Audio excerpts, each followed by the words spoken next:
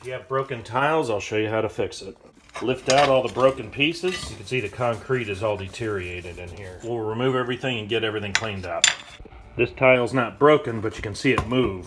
We'll pull this out and get it cleaned up. Pull out any of the tile that move. This tile here is in there good. Anytime you put in this big tile, chances are it's going to crack up like this. Smaller tile is always going to be better. This is like 12-inch tile. I wouldn't go anything less than 8. We'll clean up all that old cement. We'll clean up all this loose debris. The material that the tile on is 1/2-inch backer board. It's like a concrete board. We'll clean up the dust with a vacuum. With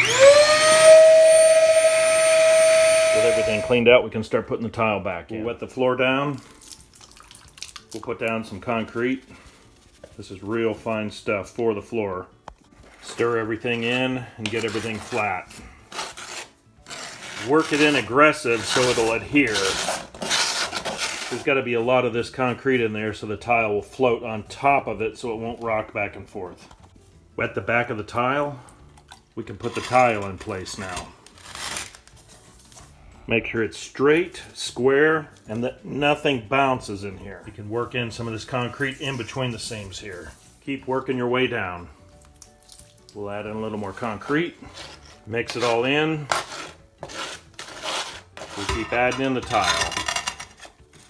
You can see this floats right in, and there's no pressure down.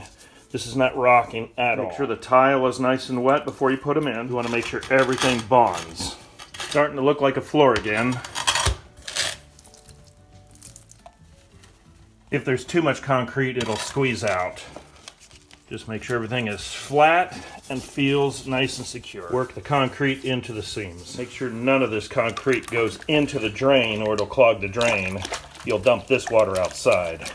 With a rag, you'll start wiping down the tile and getting all that concrete off. Clean your rag out in the water.